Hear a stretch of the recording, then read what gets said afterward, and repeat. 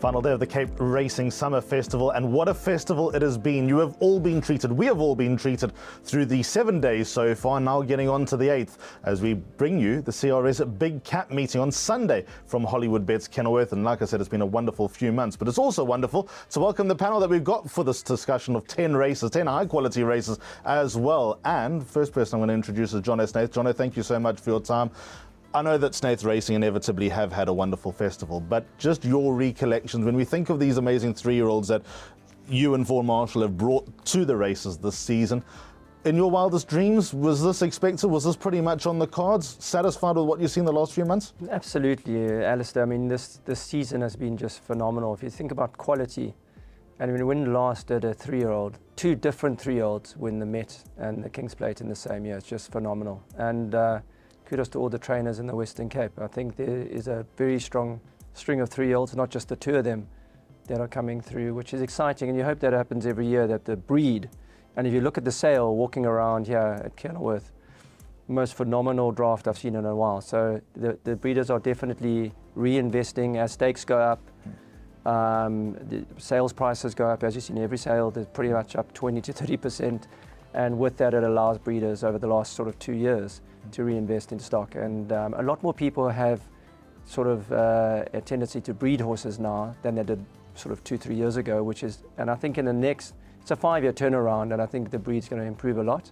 And it's exciting now that our horses are going overseas and exported and racing. And we've had tremendous results there as well over the last sort of month or 2 overseas. So I think we're going to, South Africa's be back on the map soon. As far as sales are concerned, I'm glad that you teed me up. I'll get to Brandon in just a moment to welcome him. Saturday morning when the sales are over and this panel discussion is going to be viewed at length, I'm sure there'll be a long list of opportunities that Snaith Racing will be providing. No, I think all trainers, you know, in the Western Cape and nationally, there's some fantastic trainers out there offering syndicates. So if you're a small-time owner, come in for 1%. It costs you literally nothing, one fixed fee.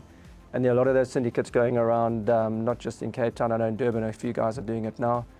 And great time to get involved with racing. You know, it's on the app nationally, so very exciting times. I'm sure there'll be a few 8 on 18s and 1 stripes and immediate edges going under the hammer over the few days leading up to the CRS Big Cup. Brandon, 7 world-class race days that we've seen, 1 more to go. What was your highlight so far? Well, look, Alistair, it was my second festival meeting in Cape Town, being employed under the Cape Racing banner, and wow, just to see that step from my first one to the second one, 3-year-olds, as John has touched on, outstanding. I think Gimme a Prince has also been outstanding. He's marked himself as the best sprinter and the best horse probably in South Africa as it stands, but there's lots to look forward to. I mean, leading up into Durban, certainly looking forward to it. And Ali, sorry for you, I'll be calling One Stripe's last race on Sunday. Yeah, that's another key point, that this will be the last time that you get to see One Stripe in South Africa. Obviously now got a share as far as Hollywood Racing is concerned and likely to be heading over to the Breeders' Cup. So you're all invited to come to Hollywoodbets Kenilworth. Those that are coming for the sale, stay around for an extra couple of days. It'll be really, really special here to say goodbye to one of our recent champions. And Brandon mentioned Durban just quickly. Jono, Snaith Racing, full steam ahead when it comes to Durban champion season. All on track, and the type of horses that you're likely to take and target those big races in KZN? Absolutely, you know, and Justin, I think he's going to take one of his strongest strings ever, and he's going to take his biggest string he's taken in a while. You know, now that Hollywoodbets and Greg have got involved in Durban, there's a lot more confidence, and I think everyone is nationally is excited about the Durban season, more so in a long, long time, particularly the local trainers there. So I think you're going to see some sizable fields this year in Durban, and it's exciting. And I know Justin's got a really good string, which, you know, Durban's fantastic. You know, every year you get, that's where there's sort of a common playing ground. Everyone comes from Johannesburg, Durban, Cape Town, and the best of the best. And it's just such exciting racing. Don't forget PE. There's some very exciting horses in PE as well. Let's get into the action then for race number 1 though, and get through the card and hopefully tip you a few winners and steer you in the right direction. Hollywoodbets Kenilworth welcomes you maiden Juvenile plate over 1,000 metres, where a field of 10 are carded to face a starter. Brandon, is the market up? Yes, it has been priced up, Alistair. Captain John Snow, this is obviously subject to change as your even money favourite. 10 Follow Your Heart at 3 to 1, the 5 North Point at 5 to 1, and after that you're getting 10s and better. Brandon, I'll start with you. I'll come to Jono for race number 2 first when we get there, but we'll come to Jono about his first timers in a moment. Of these race runners, it looks like there's some pretty strong form on offer. Yeah, we don't know too much about the first-timers, Alistair, so we'll have to try and get the lowdown from the presenters and just get their input from the trainers leading up into the race. But I think the winner of the raced form will come from either two Captain John Snow or Follow Your Heart. It was great to catch up with some of the Bass family just before this goes live, and we spoke at length about number 10 Follow Your Heart, a lovely gorgeous looking individual. You'll spot this one with a big white blaze. I thought a very good second to Spacebound on debut. Candace did make reference for the perfectly placed that you did, that not a 1,000-meter horse, Alistair, so one that when gets some ground in time, probably a horse we can follow closely. Captain John Snow, I'm not sure he's an even money favourite, but when you go and look at it, Alistair, his last run to Winter Snap was a cracker. We know that Winter Snap went on to run second to Direct It in the nursery. And we know that form line's worked out all right, because the horse that ran stone motherless in that race, Pay the Palace, came out to win a good race at Hollywoodbets Durbanville, I think it was, for Pitt Stain. So, yeah, I'd probably go with Captain John Snow just ahead of Follow Your Heart, but we do need to respect the first-timers. Jono, from a Snaith perspective, two first-timers, Mount Augustus and Lyrical Gangster, both first-timers. What's the report there? You know, chatting to Justin, they're not fired up for this race. Lyrical Gangster's a really nice horse, won't take long to win. You know, but, you know, in these races, I do think the horses that have the benefit of the run, I really like, you know, Follow Your Heart was backed on debut, which you got to respect, and ran a great race. And if you look at that form line, there's already horses that have come out of that running in race 2 that have come out and won well. So for me, that's a horse at 3-1. I think that's a value bet there. So from my reading, I've tipped up a trifecta in race 1 to make money for the exotics. I've gone a box trifecta, numbers 2, 3, 4 and 10. Captain John Snow, Slender Silhouette, who caught my eye first up behind Military Command. And as Jono said, there is a indirect form line between Slender Silhouette and Follow Your Heart, because Military Command finished behind Spacebound at Hollywoodbets Kenilworth in mid-February. And obviously Military Command runs a race later. 4 Sierra Sagrada, Son of One World under Gavin Larena, trained by Vaughan Marshall. We're making ready them up, and number 10 Follow Your Heart. But on that, 8 Lyrical Gangster also gets thrown into the play. Let's go on to race number 2. It's the first leg of the bipod. What a race this is. You know, but for One Stripe, who's obviously the main attraction on the card, this could be the race of the day. It's the Cape Racing Sales Cape Slipper. They go 1,200 metres. Quick run through the market, Brandon. Good prize money on offer here. The 11 Black Cheetahs, your 2-1 favourite. Stable companion number 1 Claire de Lune at 4-1 with number 3 Dream World. 7-1 Churchillian, and after that you're getting 8s and better. Jono, 3 lively chances here. This is a very interesting race. Black Cheetah unbeaten, stepping up in distance. Claire de Lune, second, deserves a win. And then Malmesbury Missile, who looked the part when winning his maiden last time, new to the yard. Let's start with Black Cheetah because he's favourite. How's he going? You know, he galloped here probably 10 days ago, and Richard Free was extremely pleased. And he's done nothing wrong. But if you look at his last run over a shorter trip, they were coming at him, especially Claire de Lune. You know, now over the extra furlong, is she going to turn the tables on him? You know, it's very possible. So there's probably not much value for a horse like Black Cheetah. So I think this is quite an open race, probably more open than one would think. And then Malmesbury Missile hasn't been with Justin long, but he did make comment that it arrived in tremendous condition and very fit and ready. So Glenn has done a tremendous job on this horse, and he could surprise and run into the money. But I think Claire de Lune and Black Cheetah do look like Justin's better too in this race. And I think it's one of those races where he'd be a little bit disappointed if he didn't win this. Very interesting, because we've also got the likes of Military Command and Dream World, Brandon, and even What a Star, who look like they're going to go quite well. And then you've got an inkling that Get Up and Go has not got his legs tied up. How do you read the first leg of the bipod? Yeah, I think it's open. Ali, I'm not going to wax lyrical on the Justin Snaith runners, as you've heard from John. Obviously, big chances, Claire de Lune as well as Black Cheetah. They're the obvious for the punting public. But there's a few others. Military Command caught my eye. We know that Peter Muscat's come out firing here in the Western Cape. I thought his last win was super impressive. When winning by 2.5 lengths. Craig had time to look at the infield board and get him right down, so he could be anything. The horse that came to the course with a big reputation's Dream World. I thought it was a workmanlike victory on debut. Let's see how he holds up against this, the next step for him. But he couldn't have done more than what was asked on debut. It was a good one, and we know that Mr. Marshall thinks quite a bit of number 3, Dream World.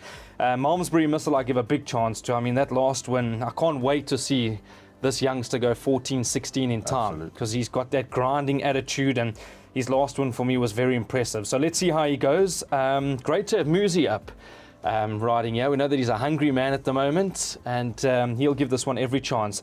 Get Up and Go, Alistair. Punters can go and watch the replay on debut. Walked out the pens. I said from there he got no winning chance. Stayed on beautifully. I know it was beaten 5 and a bit lengths, but I think that was spacebound, the winner.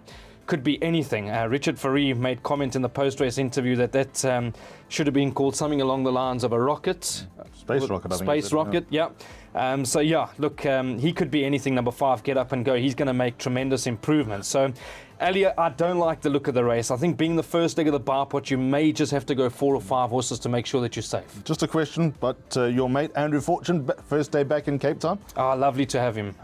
Alistair, look, his story is remarkable. I mean, I saw some pictures popping up the other day, a year ago, leading in, or just over a year ago, obviously, when they had Fortune Stable in Johannesburg. How on earth he's still riding is a mystery because, yeah, he has lost a lot of weight. There's been a lot of fight. He's been in some dark places. And just to see that he's now up and running and he's had a few winners and he's been given opportunities on Sunday where he could very well come back to the place where it all started for him, Alistair. So good to have Andy back in the saddle. Quickly suggest a bet. I did go with a bar pot. I've gone wide in the first couple of races. There's 1 or 2 bankers along the way where we're going to take a chance, but those numbers will be up on screen for you to look at. First leg, I've gone wide. Perfect. Right, that's the story when it comes to race number 2. Race number 3 on the card, Cape Racing supports sisters.org.za C Stakes over 1,000 metres. And I think that's an important way to tee up that this is all about charity, all about the Royal Race Day, and all about everything that goes on behind the scenes, really to make it a sparkling day to give back to the community. And there will be lots going on, some giveaways, some charity aspects as well. So you really want to be part of it and just to change people's lives, really. That is part of the entire push behind this Royal Race Day. Race number 3 is the first leg of the place accumulator, 1:15, over 1,000 metres. Brandon, just quickly take us through the market. So your favourites horse that you like, funny enough, you're making one of the better bets on the card, is number 3, Rattlesnake at 22-10, 5 Tough Terrain at 3-1, 10 Peace of Mind at 6-1, 7-1 Easy Money, and you're pretty much getting 10s after that. Jono, good old Tough Terrain. He's got 64 kilos on his back. He's a white knuckle horse. Close your eyes, hope that he finds the gaps, hope that he can turn it on in time. Can you ever be confident with a horse like this? Absolutely not. I'm convinced he finds trouble. You know, but on his day, I agree with you. He's absolutely capable. I don't think the 64 kilos is going to bother him one bit over this trip. Big, strong horse. He'll carry the weight, no problem. And I like Rattlesnake. I think there's not much between these 2 horses at the weights, and I think they could easily fight it out. And I think the betting is quite accurate in this race. But in saying that, you know, it could throw a spook, especially with Tough Terrain. He's so unreliable. But when he winds up on the day and he gives his best foot, he'll beat a field like this, no problem. Brandon, any direction, race number 3? I think Jono said it all. I think Rattlesnake's got an outstanding chance. He lost his race in the boardroom last time. It looked like Bluff on Bluff initially. First, when you watched the race, Alistair, you thought he snuck in Bluff on Bluff, but you obviously couldn't see this horse's nose on the inside. So just for punters that didn't see, he actually won the race and then after that was obviously changed over to second. I know Candice was furious about it. I think it's never easy losing a race in the boardroom, but this does look to be the right race for him, Alistair. I think he'll go very close to winning. Tough Terrain, sure, he's taken enough from me over the time, and I think Jono will agree. He's just one of those horses, every time you think this is the perfect opportunity, he finds a bit of trouble. I'm hoping that it works out for him. Bigger field, Alistair. The day he switches off and gets the right horse to pull him through to the last 200-300 metres, he'll be right there on top of them. I'm not worried about the weight. It won't be the first horse in Cape Town to win with 64 on its back. And then one horse I found complete spook, Alistair, is Go It Alone. Unfortunately was penalised for running a decent race last time.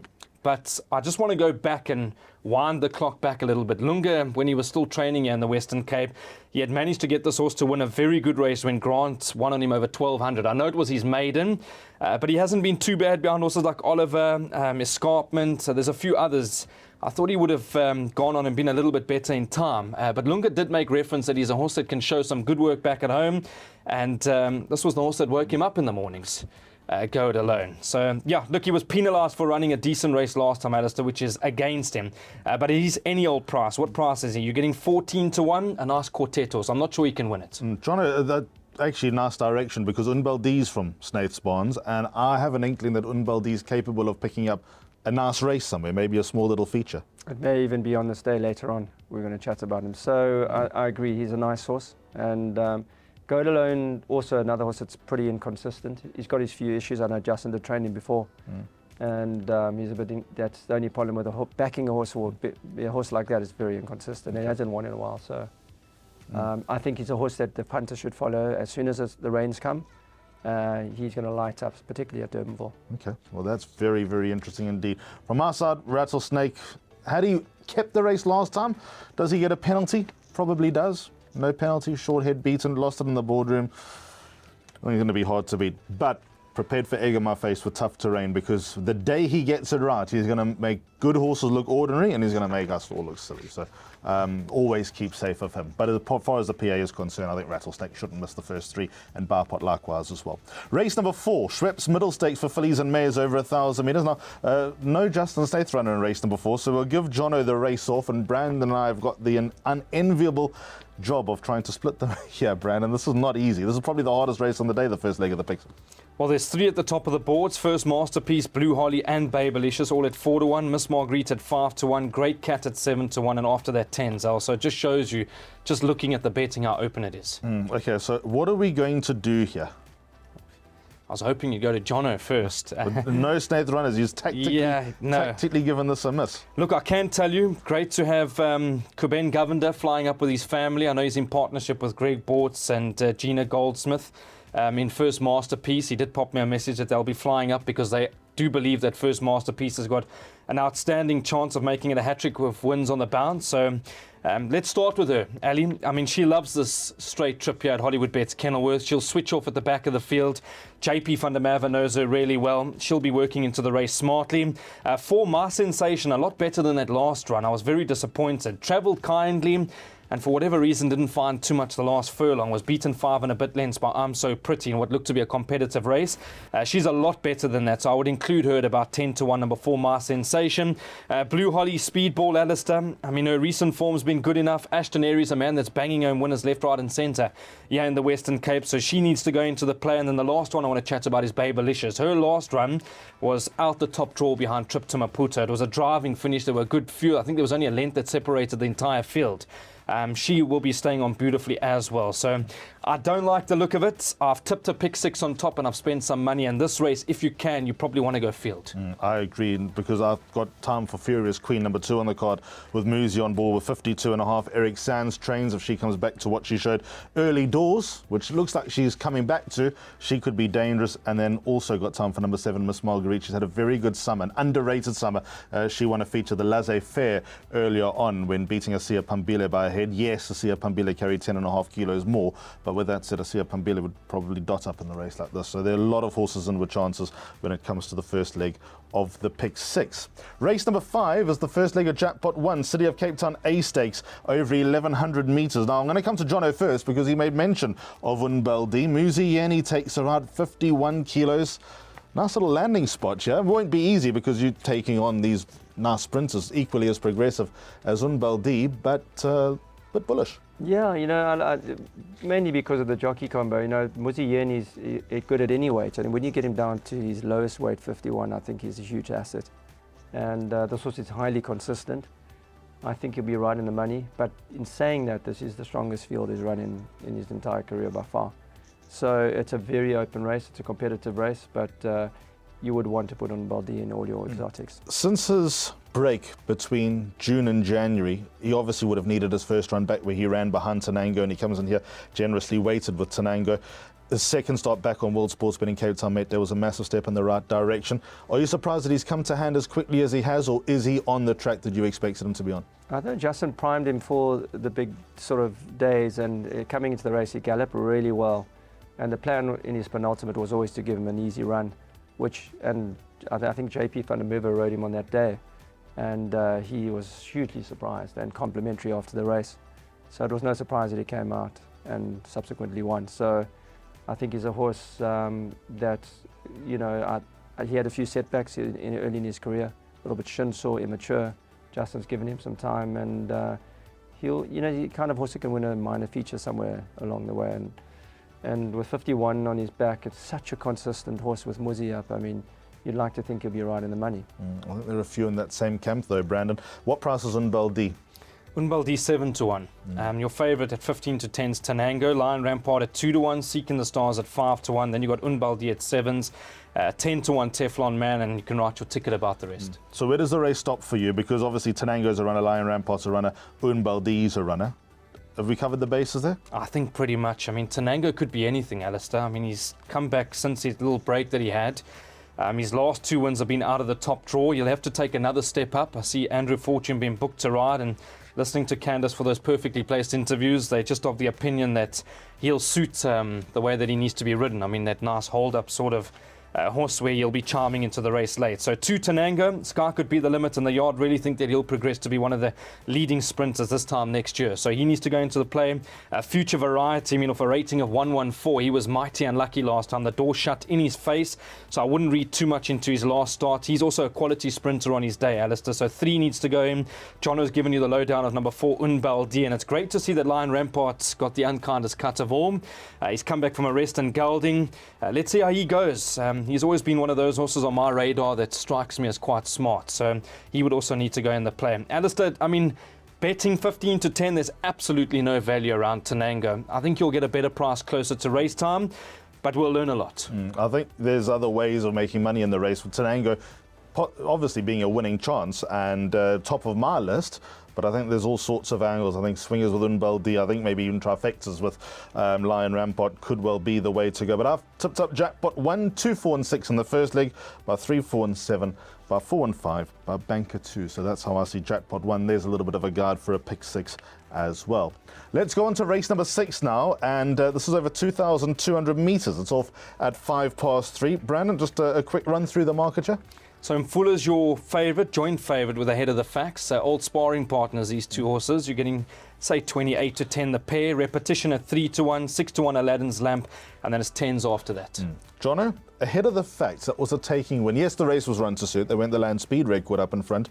But Mfula and Ahead of the Facts came from the same place. They came from a long way back. They ran on really strongly, with Ahead of the Facts getting the job done. I think they're both equally as progressive as one another. But there's a lot to like about the way that Ahead of the Facts is going about his career and about his business. How's he doing? He's a horse with lots of scope. He's going to improve. JP was extremely complimentary after that race, saying he was hugely impressed by the horse's performance, and there's a lot more to come. But the betting is probably a little bit skewed in this race. There's a lot of horses with value I'd look at, older horses with runs. These are young horses that took a while to get out the maidens, which are never a good sign. Whether they go on from here is the question, but I'm not sure they're worthy favourites. And a horse like Repetition, also young horse, lots of scope. His first run out the maidens was a pretty good one, and the way he won in Port Elizabeth in his penultimate was quite an amazing win. And I think this race is a little bit open. I think there's a few horses with chances, and for the pick 6 I would go a little bit wide. Are these 2 horses likely to stay in Cape Town for the winter? Absolutely. I don't see neither of these going to KwaZulu-Natal for the season. Okay. Brandon? That's interesting, because I think this is a debate we'll have in a few months' time. 3-year-olds against the older horses, obviously, when we get to Hollywoodbets Durbanville Fever. But might as well have that debate now, because we've got the My Bestie Aladdin's Lamp rivalry, and we've got the Mfula Ahead of the Facts rivalry, and then we've pretty much got the unknown of Repetition in here as well. So how do you read it? Ali, I like this horse Ahead of the Facts. Maybe there's no value as it stands. Look, a winning bet is, I guess, always a value bet. You'd rather be in the winner's queue than in the loser's queue. But look, Alistair, the way this horse turned it on last time, I know they went hard up in front, but just the way he got the better of his field showed me that there's a lot more to come from him. I think he's going to thrive and love the 2,200 metres. I'm hoping that he gets a similar ride. I'm not sure. I've had a look at the race. There looks like there potentially be some pace in the race, Alistair. There's a few horses that like to be on speed. You've got Aladdin's Lamp that'll go out there, he'll grind. Baton Rouge can go forward. We know that Des not scared to send his horses forward. So, you know what, if there's some... 12 for Lunt with 51. That correct. From draw 9, guess where that's going? He's not going to be lost. But there's a little bit of speed, and if he's just off them, I think he'll be turning it on in a big way. So I'm excited about number 4, Ahead of the Facts. Now that he's got that confidence boost after winning a good race last time, he could potentially be anything in these staying ranks. And then Mfula, a very good win last time. Alistair, you can probably correct me, because I think I was in Joburg at the time, and when these 2 horses met on the 5th of February, it was a bad spell. Call a spade a spade. I know Brett was going through probably one of the toughest time in his career. I mean, horses just weren't picking up. They were finding nothing in the closing stages of any race, and I mean, every yard goes through it. The fact that this horse still managed to run a very good second on that occasion, I think he's got a couple of lengths to add. Even though when I watch the race over and over, I'm of the opinion Ahead of the Facts always had him a beaten horse. But there'll be big improvement to come from him, Fuller. So I've made it an absolute two-horse race. I think they'll fight it out. Big respect to a horse that will be right there and be fighting, because he's got that never say die attitude. Is number 7, Aladdin's Lamp. He'll come off the bridle early. You'll see Lou will be working very hard on him, but he'll keep giving all the way to the line. Yeah, agree with that reading. I don't think there's any faulting that. So that's race number 6 on the card, and that might be one of the most exciting races of the day, just in terms of a good old scrap between some good solid handicappers and some progressive youngsters. On we go now to race number 7. It's the only listed feature on the day, by the way. The Monaco Sport of Kings Kenilworth Cup over 2,400 metres. And I know that quite a few of these horses are targeting some races in Durban, with Glenn Cotson made no bones about the fact that Holding Thumbs is the type of horse who'd like to qualify for lightweights into the Hollywoodbets Durbanville, and certainly even into the Gold Cup from there. Brandon, market?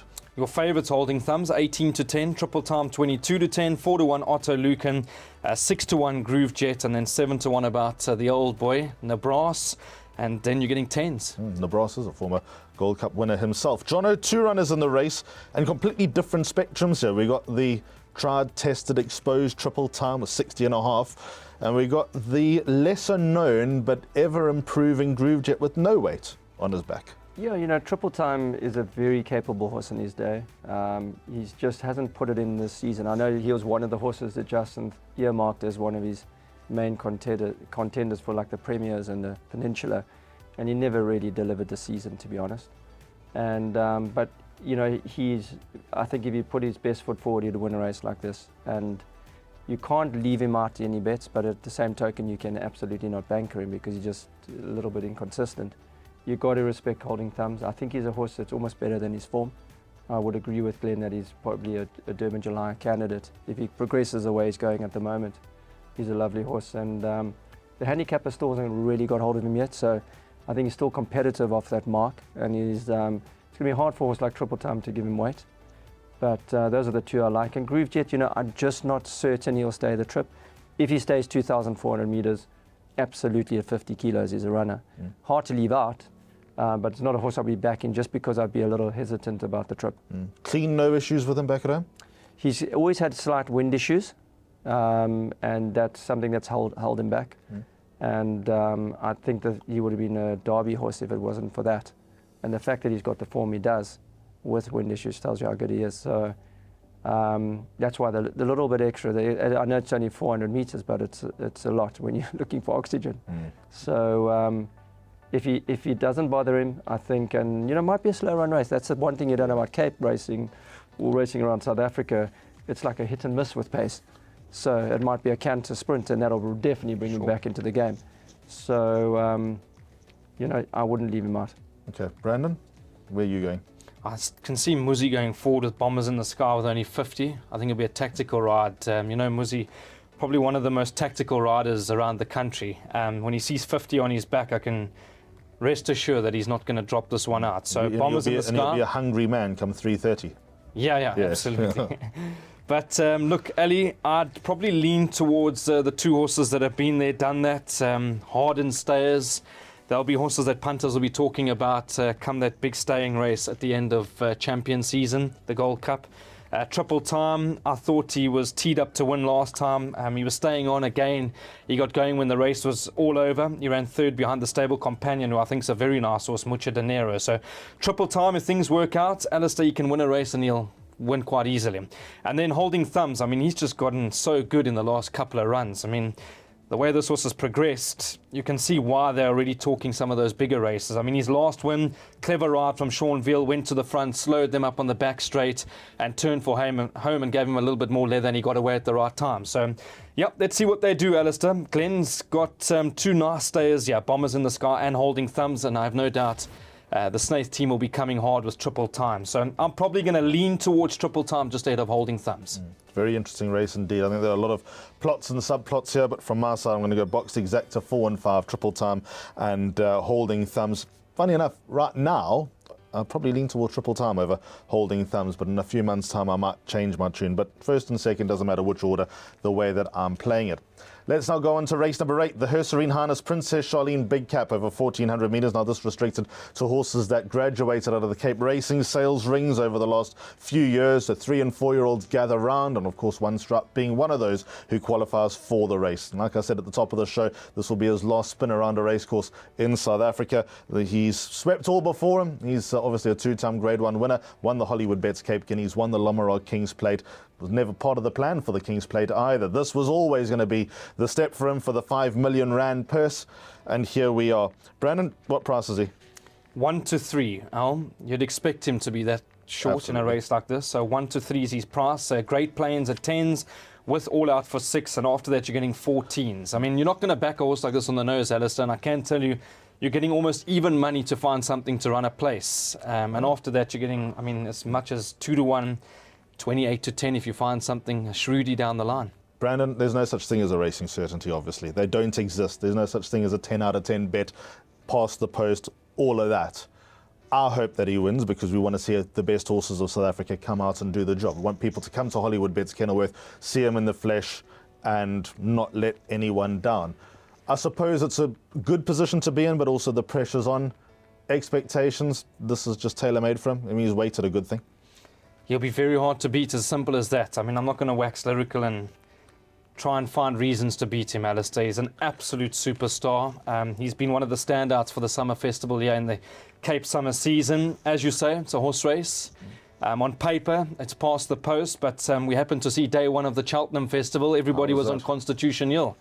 And he looked to be a racing certainty. I know it's 2 different racing, one's over jumps, one's on flat. But anything can happen. But yes, Alistair on paper is past the post. He'll be very hard to beat. Gavin Lorena been flying in and out of Johannesburg to do some work and obviously make sure that he's ready for this race. I would lean towards trying to find something for 2nd or 3rd. I mean, there's so much value. Horses? Well, I think the Grey King's got to be respected. I mean, Craig Zaki gets a good tune out of him. We know he's quite quirky. He's got a mind of his own, but Craig gets on really well with the Grey King. He's got to be a candidate to be one of those place horses. You've got a horse like All Out for 6 who's going to go out there, make sure the gallop's a good one. He's been one of those horses that's always had to play second fiddle to his stable companion. He's currently on offer at even money a place. The Grey King, you're getting 12, 13 to 10 a place. And then there's one even further down the page, and I really believe we haven't seen the best of him, is La Pulga. He wouldn't surprise me to run 3rd, Alistair. He's at 15 to 10 a place. I know he ran 2nd against a lot weaker last time over 1,800 metres, but he seems to be getting better and better. And Jono's obviously told us off air that Legal Counsel could be one of those horses that makes his way to Durban for the season. So they clearly think that he's also quite a smart horse. So, yeah, One Stripe to win, find something to run 2nd and 3rd. I'll race you home with the best pair, Empire State versus La Pulga. If it was over a mile, I'd probably agree with you. Jono, there's expectations and there's reality. You've got 3 very good horses in their own right, the Grey King, Great Plains and Makazole. But as far as One Stripe is concerned, we all want a hero. We all want a poster boy on all the placards and all the street lamps all around the country. He's a mighty horse, isn't he? He's done a tremendous, and kudos to Vaughan. He does it every year, you know, and he's done it again with this horse. He's done it with the father of this horse, One World. And, you know, you really would like a horse like this to win, but there is some, you know, luckily there's a bit of weight advantage for some horses because they're going to need it. And the only horse I could see coming close to him, personally looking at the form and the quality of the horse, is Great Plains, who ran 3rd in the Guineas, and he's a real decent horse. Can absolutely ignore his last run. He pulled up lame. He's I know he's in a really good space, that horse, and he gets 2 kilos on that Guineas run, so which brings him a little bit into the game. But I'd agree One Stripe's going to take a world of beating. As you know, there's no certainty, as you said, and the smart guys might be taking 3-4 horses here. And what would those horses be? Obviously the pacemaker, All Out for 6, which is One Stripe's usual pacemaker. He's actually a decent horse, and I think, you know, if they let him go, they might just struggle to reel him in, and he's another one. And Makazole, I think, caught the eye last time. Great prep run for this race. And the Grey King, you know, he's a very popular horse amongst punters. Got no weight in his back, top jockey, and I think he's got a chance of running into the top 4. But everything leads to One Stripe, and I think everyone's going to be chasing. So But, if you don't want to bank on a horse on the day 1 to 3 shot and want to win a sizable pick 6, you might want to cover. Yeah, well, I think, look, like I said, we all really want One Stripe to win. Maybe not so much the connections of the other horses, but South African racing would love to say goodbye to him and on to different pastures out of here and to fly that South African flag high, hopefully with a lot of others as well. Race number 9 on the card, Cape Racing supports earthcentre.org.za Class 2. They go 1,400 metres. This is a mighty little race, this. Might be a Class 2, but if the word listed or Grade 3 was next to it, that would not look out of place. Brandon, quick run through the market. So Mu Capitano 28 to 10, Prometheus at 3 to 1, 4 to 1 Gallic Dream, 7's about Billy Bowlegs, Silver Falcon at 8s, and then 10s and 12s about the rest. John, I'll come to you first. 2 good stalwarts of the yard. Silver Falcon and Weir jamming in the race. I think they personally went, with the specialists. I think they're waiting for the winter rains. It's very hard at the moment at Kenilworth. And summer, we're coming towards the end of summer, and I think Weir jamming's just having a sort of prep run back for winter, and the same would apply to Silver Falcon. So I'd be surprised if one of them won. A horse like Mo Capitano, I think he's a really decent horse. I think, especially I've watched him over 1,400 metres. I think he's probably his optimal trip, and I think he's taken a lot of beating. Brandon? I agree. Ali's going to be hard to beat. I can actually see this horse shortening up quite a bit in the market. He came from a long way back last time, over 1,600. I mean, they had to ride him from that sort of draw and make sure that he would see out the mile, but he caught the eye on the inside fence. Alistair, that 1,400 run where he beat Snow Pilots, I mean, that's got to be good enough form to win a race of this nature. The only dangers, if I had to find dangers, I'd probably Prometheus. I mean, he barged through to win a super race last time. And then Gallic Dream is one of those horses you can never leave out. Muzieni, 53. He won a super race beating Talk to the Master last time. But, yeah, Mu Capitano, as it stands in terms of betting at 28 to 10, that does look to be some value. Yeah, in the same boat as Jono and Brandon. I think he'll be a hard horse to beat. Mu Capitano, Aldo De Meyer takes the ride. His penultimate start to Snow Pilot, where he actually walloped Snow Pilot, ran well above his rating. We went through all that at the Splash Hard Cape Derby panel discussion. For me, Mile just stretched him a little bit too much, and also take nothing away from the winner, the Real Prince. He's very, very interesting going forward. He's got capabilities of pulling off a big one, and I think that he will take all the beating. Ali, just quickly, sorry to butt in. The reason, do you know any reason? I mean, punters will be asking the same question. Why Gavin's not riding him? Absolutely no idea. Something I think we need to find out, because he's obviously partnered him with his last 2, and this does look to be the perfect race for him, and I see he's opted to ride Celtic Rumours at 56.5. So, yeah. He is 4 from 6 on Celtic Rumours.